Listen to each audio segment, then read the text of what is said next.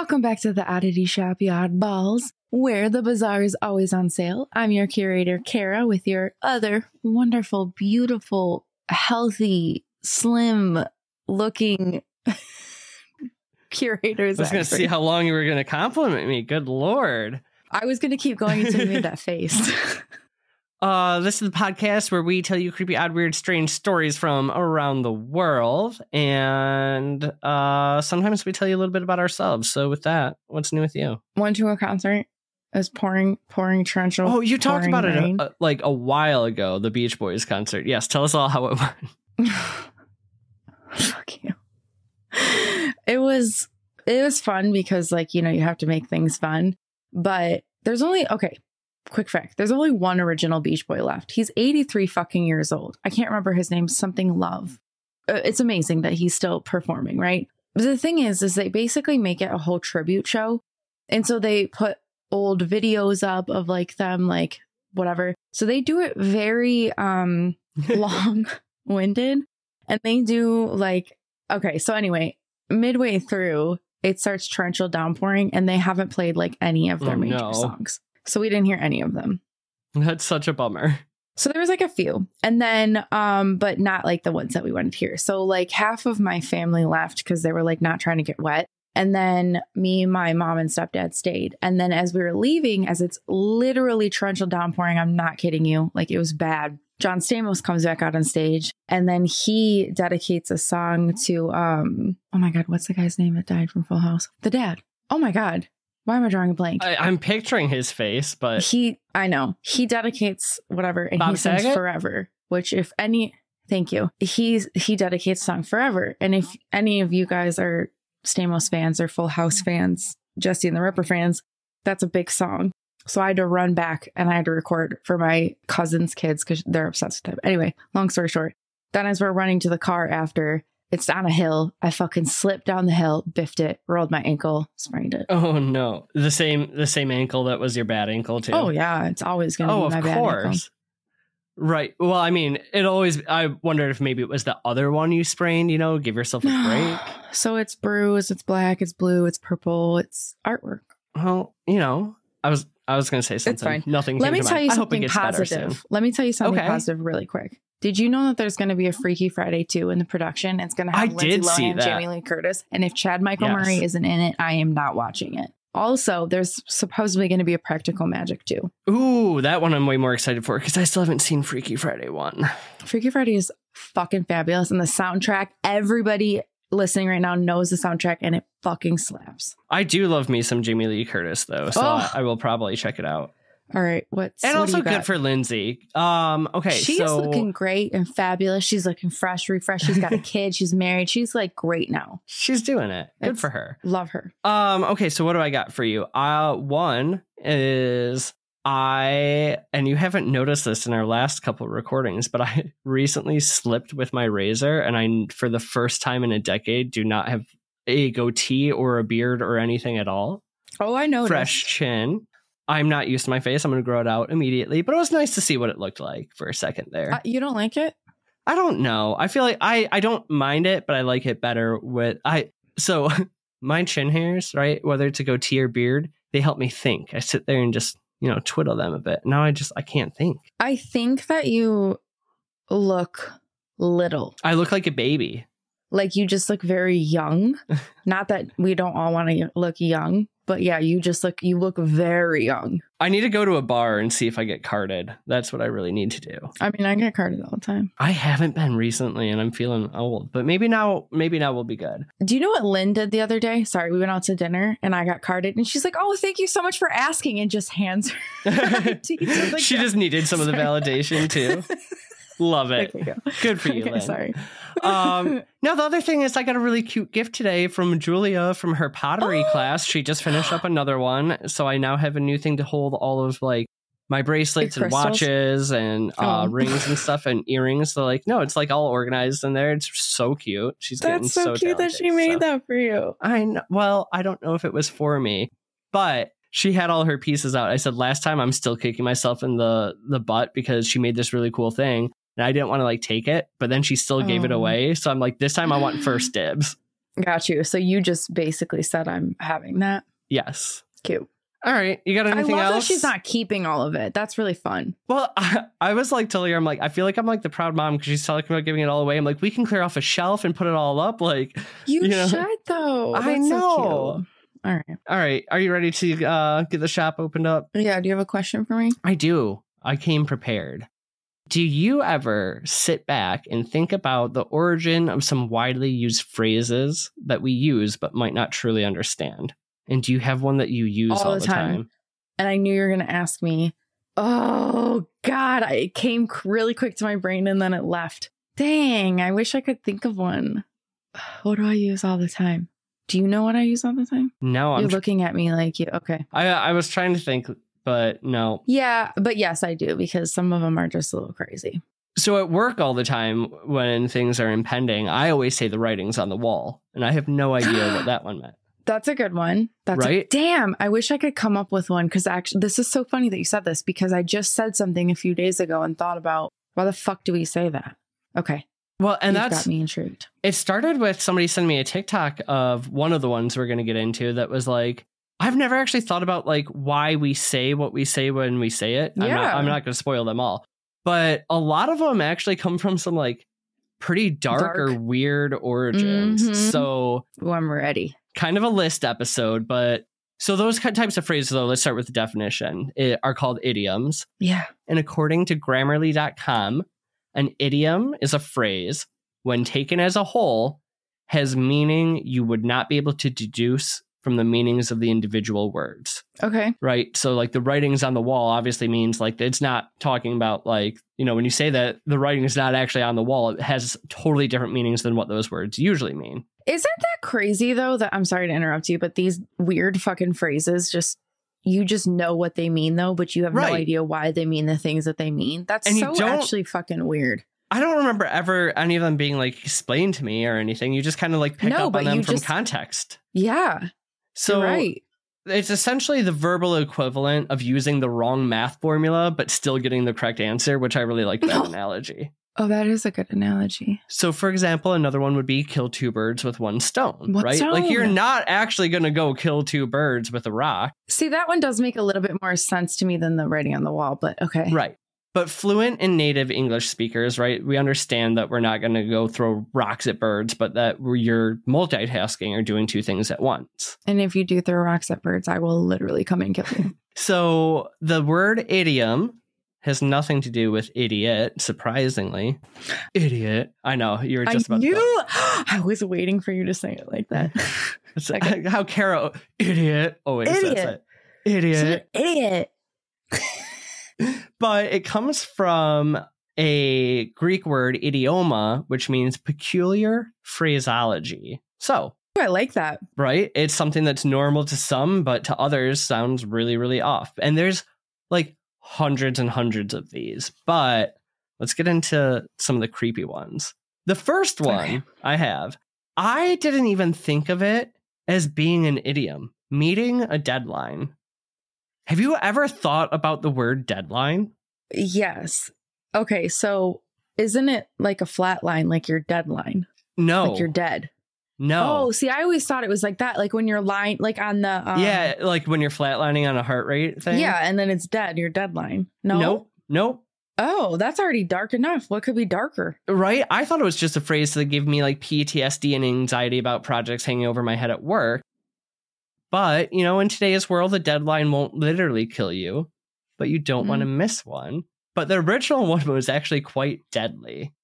The definition of a deadline is the standard one is the latest date or time by which something should be completed.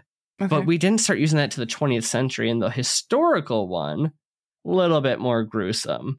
We can find like the earliest usage of the word deadline, 1860-ish. It might have been before then, but that's when we have writing of it.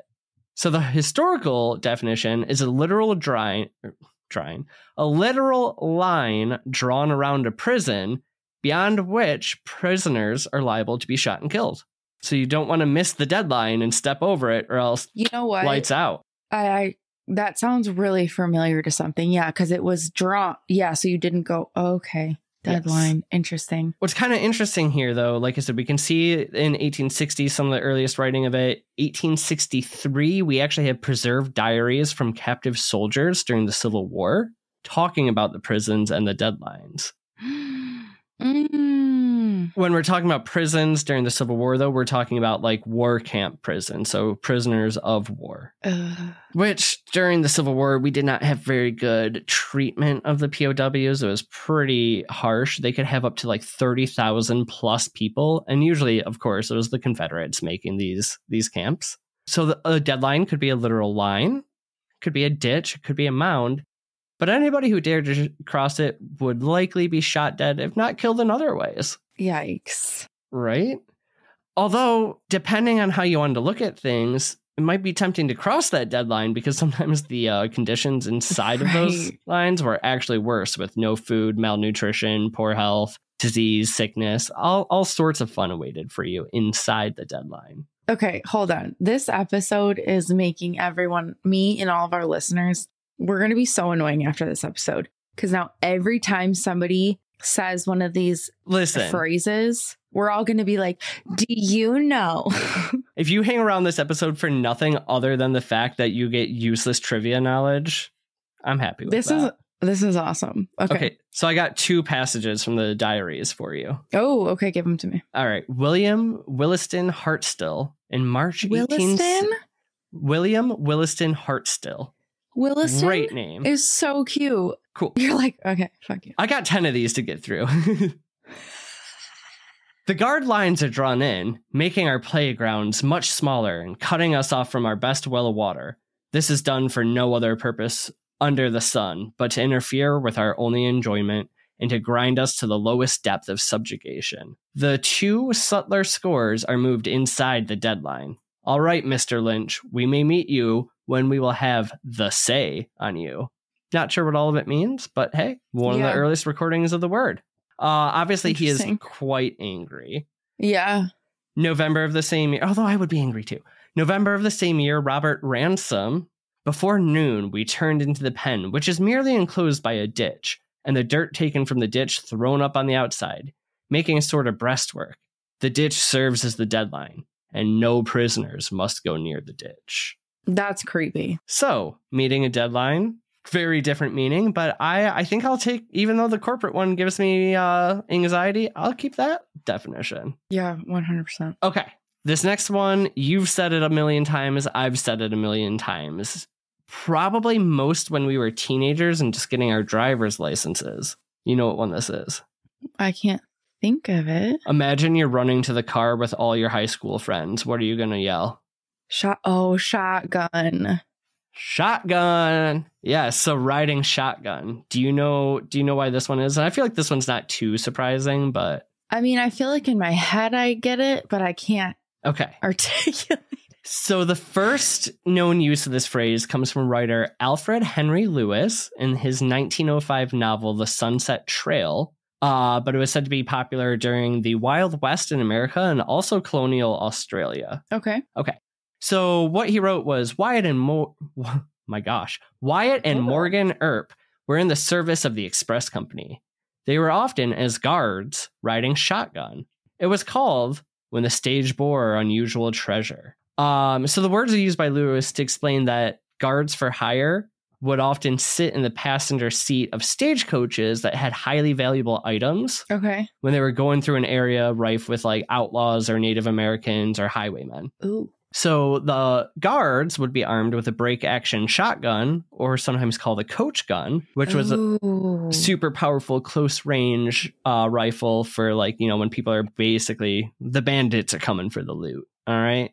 The funny thing is that bandits got really, really smart to this, and they noticed that coaches would only hire the shotgun-riding guards if they had high-value goods. Right, so if you just lied... So if they just had passengers... Yeah, if they just had passengers, usually the stagecoach wouldn't have a guard. That seat would be open, and the bandits would be like, no, not for us. So the presence of the guard actually started to bring more attention and more likelihood of people being robbed. Yikes. That's, shotgun. See, I guess in my head, the way that I kind of articulated it was if we take it back to Greece, you know, like you're riding shotgun, like you're like my right hand man for the races, like. Well, they kind of were. Right.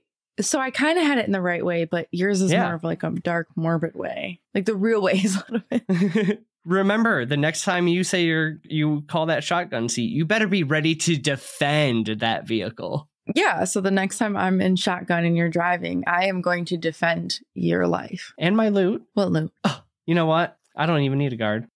You're just going to check bandits anyway. All right. So the next one, though, have you ever heard like like especially now, right? When we keep talking about how damn expensive everything's gotten, like grocery stores. Yikes. Can't even leave my house without spending $100. I fucking feel like. Mm-hmm. I don't know about you, but I am so sick of paying through the nose for everyday necessities. I don't know if I've ever heard that. Oh, really? Paying through the nose? My mom said this one a lot, I feel like. Really? Yes. Like paying through the nose. I always just thought like... I mean, I guess I always hear like paying through the ass or something, but paying through the nose. Okay, so yeah. What did you interpret it as? Like, what do you think? I always thought it was just like your pockets were empty, whatever. Like you were just like I don't know. Money's pouring out of your nose. Right. Okay. So it has nothing to do with anything coming out of your nose, but we have to go back to the Vikings. So the Scandinavian, Denmark, Swedish, Norway people, right? Fierce, violent warriors, insanely agile on the sea. And they would just kind of like undertake raids throughout Europe because they were so vastly overpopulated in their home areas. Okay. So nearby and sick of the constant raiding, English and Irish people tried to strike up deals with the Vikings. Okay. So a lot of like local, like not kings, but, you know, people who had their little kingdoms, I guess the rulers little of kings. little kings. They would have to pay a tax to the Vikings. And in turn, as long as they paid their tax, they weren't pillaged, robbed, and killed.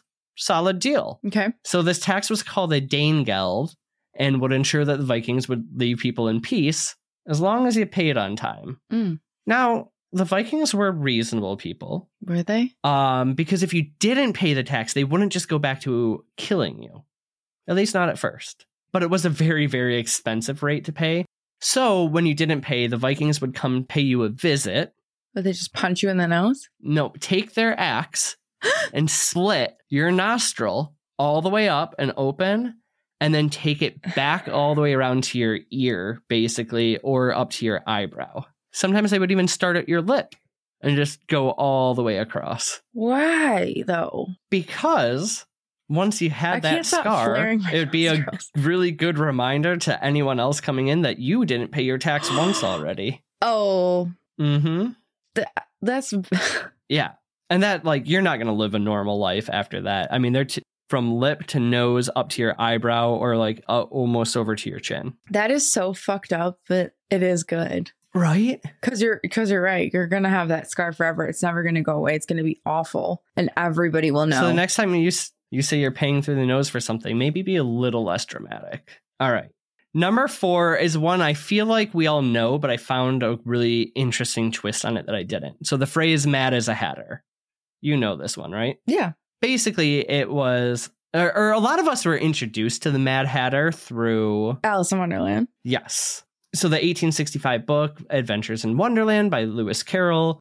That's kind of where we got like the very popularized trope, which led to Mad as a Hatter being a common phrase. So the Mad Hatter, highly eccentric, crazy character, which is funny in the book, they never call him the Mad Hatter. He's only called the Hatter. Wasn't it, though, the chemicals of making hats and stuff, though? Yes, we're going to get to that. Okay. So he spends the whole book, right, like interrupting Alice and using bizarre logic and just becomes like increasingly hostile. Mm-hmm. So just like you said, Hatters were they had a reputation of being a little bit crazy because what they would use to produce the felt was mercury. So they were handling mercury all the time. They would get, in the 18th and 19th century, acute mercury poisoning. Mm-hmm. And nobody knew like how dangerous mercury was as a compound at first. Well, it's like the radium girls? Yeah, absolutely the same thing. Radium. Thank you. Yeah. So the poison of the mercury, right, it would start with like slurred speech, trembles, stumbling. But as it progressed, right, hallucinations, psychosis. And that's where we get that Mad Hatter trope, the mad as a hatter. thing. It is so crazy to me that we would just think and categorize somebody because of a profession of some way. Like, I understand we didn't understand, but right, we just like, had why little, we had little minds that we were just like, every hatter just is mad. Thankfully, though, because of so many Mad Hatters, like, that's what led to us finding out that it could cause things like irritability, low self-confidence, depression, apathy, shyness, and memory loss. I feel like I'm at the end of a drug commercial. Drug commercial. Side effects. Remember our drug commercial? Oh, yeah. I'm going to repost that. It was good. Yeah. Oh, yeah. It's time. It's been like if y'all know, you know. So I told you, though, I had a fun twist on this for you. Oh, yes. Okay. So the character of the Hatter in Wonderland, who's helped like popularize the phrase, gets his inspiration from a real person. The twist is he didn't make hats. What did he make? So they think that it's widely agreed upon that the character in the book is named after an odd duck named Theophilus Carter. A duck? An odd duck. It's just a name for like a strange person. You never heard somebody be called an odd duck before? Yeah. So are you going to tell us, is that going to be your next one? Why is it called an odd duck? No, it's not actually, but I should have. So, but Theophilus, I'm not sure exactly how you say it. He was a purveyor of furniture who would resell items in his shop near Oxford, close to where Carol went to school and wrote Adventures of Alice in Wonderland. Okay? He would kind of go all about town. He would always have a fun top hat on at a strange angle near the back of his head. That's cute. We don't know if he was actually mad, but he was a crazy inventor and would make things like the alarm clock bed that would drop you from your bed into a bath of cold water. Hey, I kind of like that. Right? And many other just like eccentric inventions that kind of made him known as a local weirdo. That's so cute. I have another fun, though, like a real life Mad Hatter story for us, because the one that the character was based on wasn't really a Hatter. Do you know that a Mad Hatter has actually killed a famous assassin? No. So Abe Lincoln was assassinated in the theater by John Wilkes Booth, and Booth was shot to death for the crime he committed, but he was shot by a man named Boston Corbett, who spent most of his early life as a hat maker. Oh, wow. It's widely believed that his exposure to mercury caused his decision-making to go affected for the rest of his life. Oh, no. And he was considered mad as a Hatter when he and his unit had surrounded Booth in a barn in Virginia, and he completely just went against orders, and instead of taking John Wilkes Booth alive, shot him dead. But he was forgiven for his disobedience, even after the event made him leave the army. And guess what he did? What? He went back to hat making. I was just going to say, did he make hats? Until they put him in an insane asylum later. But lucky for our Mad Hatter Boston, he escapes and is never seen again at some point. Huh. Okay. All right. Really quick for those that are like me.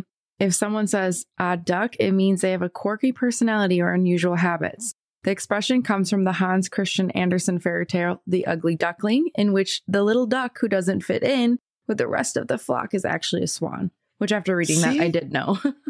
Look at you helping us out here, adding another to the list. Yeah, no. Okay. All right. Is there anybody we don't need names that you have been warring with, or like you got some beef with anyone out there? Who don't I? True. Well, you should really start to like get over it, settle that score, and just bury the hatchet, Kara. Oh yes, bury the hatchet. This one's actually less dark. Oh, see, I would have thought that now that I'm thinking about these, I would have thought that it's like somebody got murdered and you're trying to forget about it, so you bury the hatchet. That's honestly what I thought it was. And we all know by this point in, 2 years of podcasting that I can't get through a single episode without mentioning Native Americans. But it's so funny that you said that, because then my other thought was like, no, a hatchet is Native Americans. So. Right. Okay. And on top of it, this is probably the only one on the list that isn't an idiom. Oh. Because burying the hatchet really literally means, in this case, burying the hatchet. Okay. Yeah. So it's like ceremonial, maybe? Yeah, it was a practice when warring tribes of Native Americans would finally come together and forge a peace treaty. I love They would ceremoniously bury their weapons in the ground next to each other as a gesture that the conflict had been settled and the weapons aren't needed anymore. Why am I getting emotional? Because you're on your period, Kara. That's so sweet. it is kind of cool. So this My actually happens so much over Native American history. Like it's across many, many tribes. And they started to do it when like they would settle scores with settlers too. Oh my God, I love this. So I found a couple to tell you about. So 1680 in Massachusetts. I'm going to start crying. It's okay. This isn't that sad anymore. Okay. Englishmen and Mohawks tribesmen meet to bury a set of axes binding the peace treaty between settlers and natives in early American history. Like this is 1680, 100 years before America. You know, we started settling those scores early. Why? Literally. I don't know. 1761. Okay. A hatchet bearing ceremony ends a 75-year-long war in Nova Scotia. That's so cute. Between the British and the Micmac tribe. Okay. Micmac tribe. I like that. And then 1795, the Treaty of Hopewell. Hatchets were buried to stop fighting between Colonel Benjamin Hawkins' men and the Cherokee Indian tribe. This one, the treaty actually mentions it. So the treaty reads, the hatchet shall forever be buried, and the peace given by the United States and friendship reestablished between the said states on one part and all of the Cherokees on the other shall be universal, and the contracting parties shall use their utmost endeavors to maintain the peace given and the aforementioned friendship. So, like, they literally buried axes to say we are never going to fight again. Next time we get into an argument, what can we bury? We need to get, like, little tiny hatchets every once in a while. Just be like... Oh, we should get a bunch of them so that we always have them on deck. Well, you know how we get along. We need a few. What's that mean, on deck? I don't know. You have to Google it, and you can throw it in, because we're almost through the list, but I got a couple more for you. Okay. I'm getting us little hatchets. If we didn't bury our hatchets, and this is one you're really good at, I feel like. Is this shade? It's sort of close to throwing shade, but it's something you give No, I meant like, instead. are you giving me shade by saying that?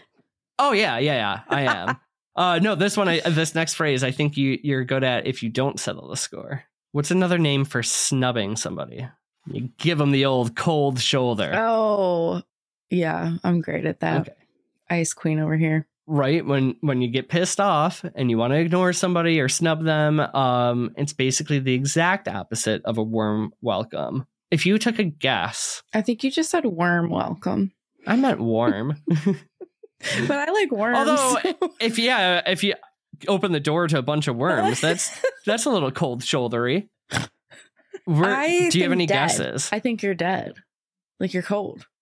You're also wrong again. That's fine. Because This one I would have never put together. Okay. So we're back to the 1800s again. And it has more to do with your meal than it does a human shoulder. So when, like in the 1800s, when people would come over to your house and you had guests that you welcomed, they would always be served a hot meal and refreshing beverages. Okay. You're just being a good host. If a host wanted to make it known that you were not welcome in your home or in their home, they would offer meat from the shoulder of whatever animal they would be serving for dinner.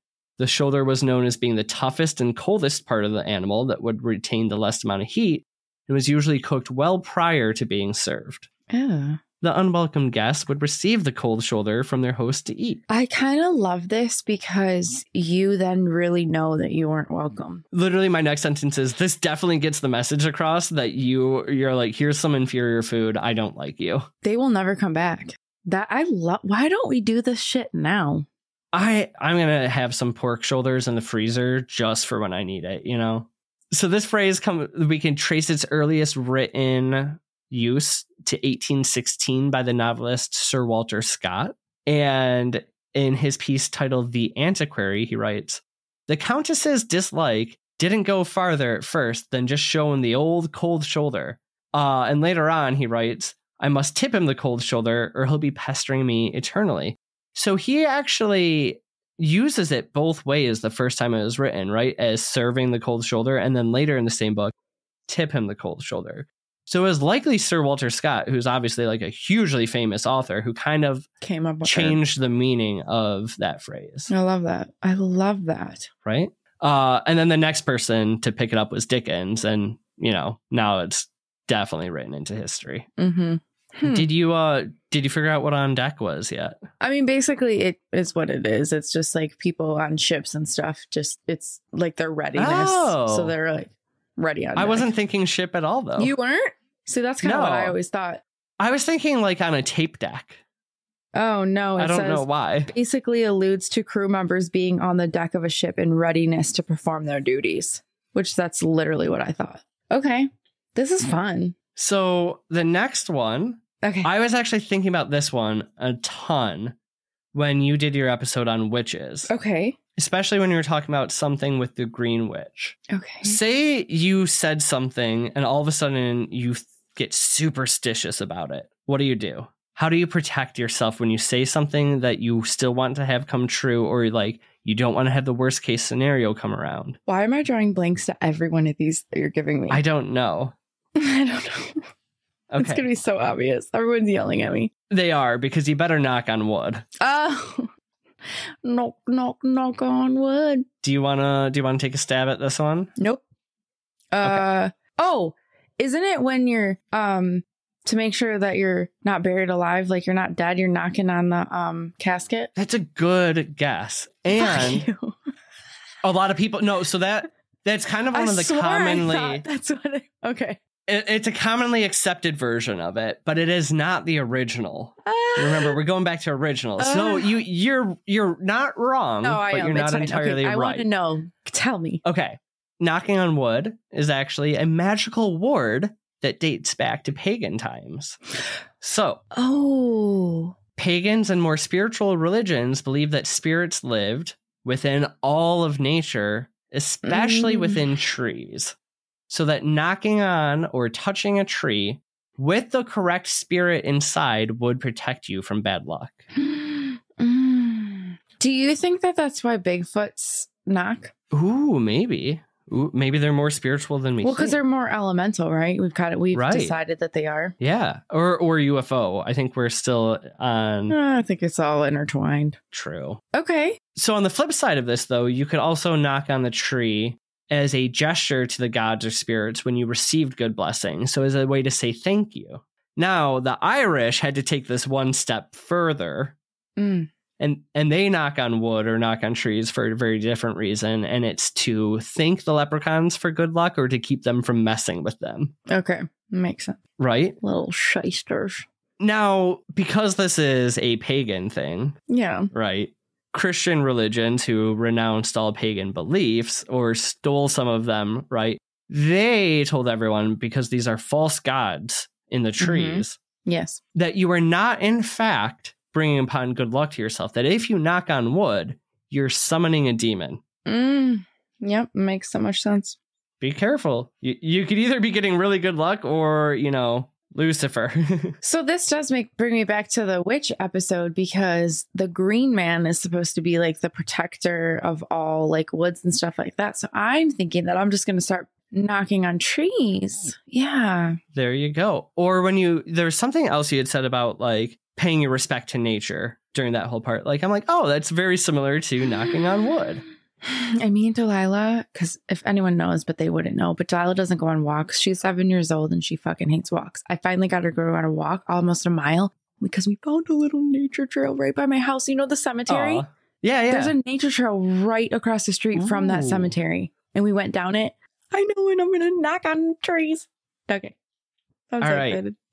Last one for you, and this is the one I started with. So this one suggests that doom or misfortune is coming and is inevitable. It's the one I said right at the beginning, the writings on the wall. Yes.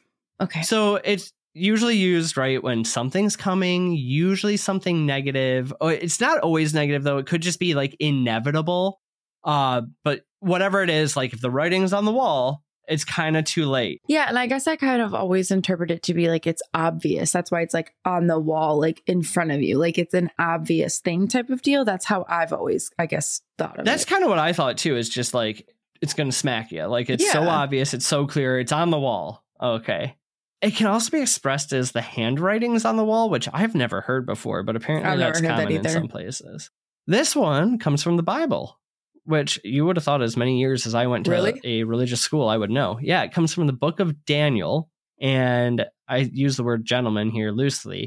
Gentleman named Belshazzar is having a feast in the temple where they are getting too tanked, eating way too nice of food, and using sacred vessels to drink the wine. They're basically just trashing and desecrating this temple.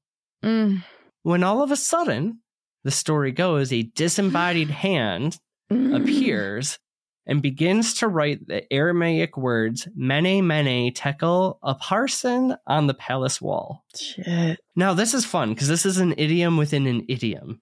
So at face value, the translation appears meaningless, meaning 2 minas, a shekel, and 2 parts. So a minas and a shekel, I will tell you, are forms of currency. Okay. But Belshazzar can't make any sense of this, and he has to bring in the exiled Jew named Daniel. And Daniel comes in to explain to us because he knows that this writing must be from God and God only himself. Oh, God. And that it's a play on words. So each word denotes a different coin. And the last word could be parts, but it could also be Persia, which is where this temple was. So Mene Mene Tekel Upharsin, Daniel gave it this meaning. Mene, God hath numbered thy kingdom and finished it. Tekel. Thou art weighed in the balances and art found wanting. Paris is the kingdom is divided and then given to Medes and the Parisians. Yeah, I still don't know what that means. Yeah, well, Daniel's going to explain it to us a little bit in layman's terms. It means that due to his partying hard and making God upset, it is now inevitable that Belshazzar, for desecrating his palace and just being a kind of fun-loving drunk, was going to lose his kingdom, and that it would be split between Medes and the Persians. Now, if he had not been partying so hard, he wouldn't have missed all the prior apparent warnings from God before God himself had to write it on the wall and make it very clear. Okay, so... yeah, I would have never thought all of that, but yeah, it makes sense. That one's probably got like the deepest meaning of the ones. I could have kept going. There's like can you 100 more of them. Reread really quickly all of the 10 that you gave us? Yeah, I think I said 10, but I think I might be actually under 10, but whatever. Enough. Give me one. We have meeting a deadline. Okay. Right, so don't cross the deadline, you're going to get shot. Yep. Riding shotgun. Once again, you're going to get shot if you steal the loot, though. Yep. Paying through the nose. We're just gonna rip your face wide open if you stop paying your taxes. Which was a very expensive tax. We have mad as a hatter, so the mercury poisoning, but that's the one where we had the fun twist where the character we all kind of like the archetype of the Mad Hatter is literally just a crazy inventor who bought furniture. Burying the hatchet, pretty damn straightforward on that one. The cold shoulder, referring to your meal, a pretty shitty meal. Yeah. We threw in on deck and odd duck. We did. Maybe that which got are us a fun 10. words to say. Odd deck and odd duck. On deck and odd duck. Try saying that. Oh my god. 10 times fast. Okay. Knock on wood. Summon demons or think in the spirits. Yep. And then the writings on the wall. God's literally telling you that you're fucked. What's your favorite out of those ones? I kind of really like the knock on wood because I feel like that's what I'm going to think about a lot because I say that all the time. Knock on wood. And then I do it. It's like, okay, well, now I can put some witchy shit, right? I can put some of that intention behind it and use it as more of a manifestation. That's my favorite as far as like I can do something with. But Bury the Hatchet really got me. Well, you were literally crying over it. Like, but then I will try to see if I can pull a clip from this recording, just like actually crying. But then the cold shoulder is actually my favorite as far as what it means. Because I feel like the cold shoulder is one of the ones that was a very literal. So good. Like I always thought it was just very literal. Like I'm just gonna.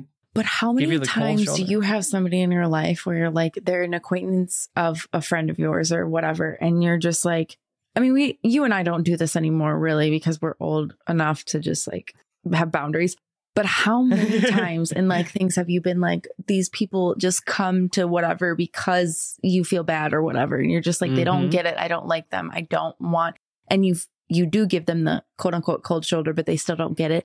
But if there was something that like it was known everywhere that if you got this one thing, You are not welcome. Liver and onions. Now, I kind of like that most people don't know it now, right? It's inspired me to throw a dinner party and invite somebody I don't like. Yeah, but then what are you going to give them? I don't know, something cold though. Anchovies. Well, it depends because I like. What if they like? I anchovies? like food with anchovies. Yeah. Like, give me a real salad dressing with actual anchovies in it. I love it.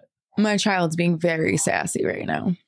Yes, she is. Which means it's probably time to wrap this up. Well, Have you I been listening to What's Up Weirdo around the house? Because that's how Toad always tells them it's time to wrap up. He does. Toad is so cute. I loved that though. That was so fun. Yeah, I thought it's a little bit different, you know, No, but like, it was cool. And it's like, I like the darker side of stuff that we just don't realize. So I think that if you made it till the end, I had it in my head what I wanted you guys to leave, and then I lost it. Fuck. Is there a hatchet? That wasn't what I wanted, but now I don't remember what. But is there a hatchet? I feel like after you, yes, there's a axe, like a fireman's axe. So leave an axe, or maybe like some crying tears, because I cried. There we go. Okay. I'm surprised this is like one of the first episodes you've really cried in. Usually, I know. It doesn't always take much. Okay, so that was awesome. Thank you. Thank all of you. We love you. If you want more idioms, send us some of the ones you want to hear the meanings to. What are the phrases you use every day? Give me something more to look up. But also just send us some ideas of what you want to hear. Not that we're running out of ideas, but like it's always we got at least 2 more years in us. But it's also so much fun and it's like refreshing when we get your guys' ideas of what you guys want. I think we asked on the last episode or one of the other episodes. I don't know, but share with people, share with your oddball friends. That would really mean a lot to us. Like us, subscribe, you know. Tell Kara she's pretty. Yeah, I haven't asked that in a while. All right, let's close the shop up. What's the last thing they need to do? Listen, you all know it by now, but the most important thing is to creep it real, oddballs. Goodbye. Bye.